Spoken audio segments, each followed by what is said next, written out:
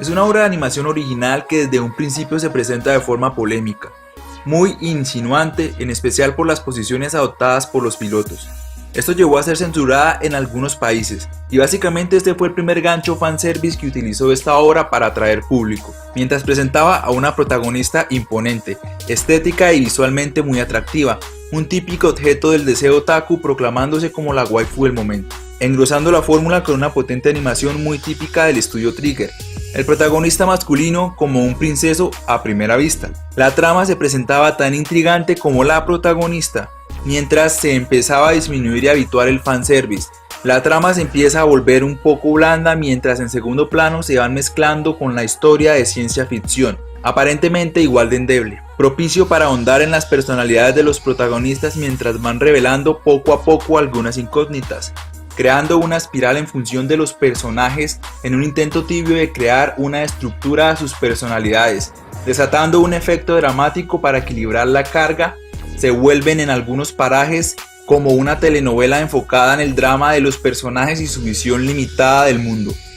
Luego se enfocan en los protagonistas y sus vínculos previamente establecidos, creando una inclusión muy emotiva, dramática e intensa, mientras van creando una distopía emocional en función del resto de los personajes que acompañan a estos protagonistas, creando una serie de giros dramáticos que ensucian demasiado la trama. Adicionalmente le agregaban demasiados segmentos de slice of life, diálogos y guiones que apoyaban este contexto, desviándose de la historia, creando una realidad interna dentro del grupo, ofreciendo una visión infantil de esta realidad, vista a través de los ojos de los personajes denominados niños. Mientras en segundo plano las historias de los protagonistas empezaban a abrir un desenlace revelando muchos misterios en función de los orígenes de estos y el principio de toda la historia, dando un salto brusco hacia la trama de ciencia ficción que intenta y aparenta ser dura para tratar de explicar el origen de otras especies. De manera improvisada incluyen otra trama para dar explicación científica tibia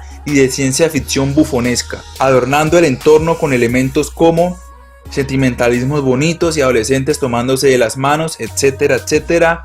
La inclusión de típicas fórmulas de adelantos científicos rebuscados y científicos locos obsesionados, divisiones de razas ancestrales para crear un poder evolutivo en contraposición a un enemigo dimensional con una capacidad mental colectiva, la fórmula del princeso bello y la princesa bestia que dan paso a un cuento de hadas, un anime en el cual se dan más besos que en un shoujo romántico promedio, etcétera, etcétera.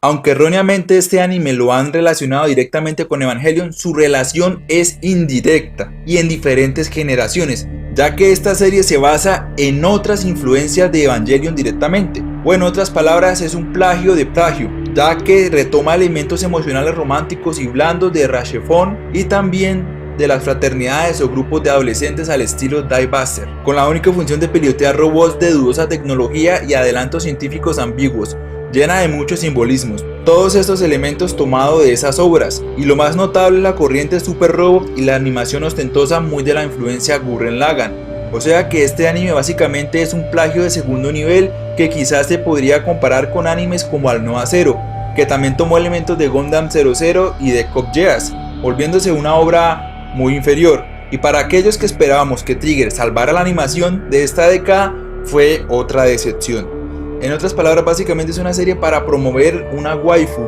en un entorno de fanservice y ciencia ficción blanda que se presta en ciertos parajes para desarrollar una telenovela de ciencia ficción gelatinosa, y si se le pudiese llamar, es un anime waifu, ya que básicamente es un montón de espuma con un bonito forro. Y para aquellos que se preguntan si este anime es recomendable, pues lo único que puedo decir que la serie es tan recomendable como una telenovela de robots y de niños jugando al papá, a la mamá y a la casita feliz. Pero de una vez les adelanto algo: esta serie dentro de 10 o 20 años se va a convertir en un anime de culto, lo mismo que le sucedió a Gundam del 79 y a la leyenda de los héroes galácticos. De hecho, Darling in the Franxx podría ocupar un lugar que no existe, casi como una especie de dorama robot o real robot opera, puesto que esta tendencia no existe. Y desde ese punto de vista, Darling in the Franxx es pionera. Y como la historia del anime lo ha demostrado, siempre las obras pioneras serán los grandes referentes y las insignias de los animes y franquicias de culto.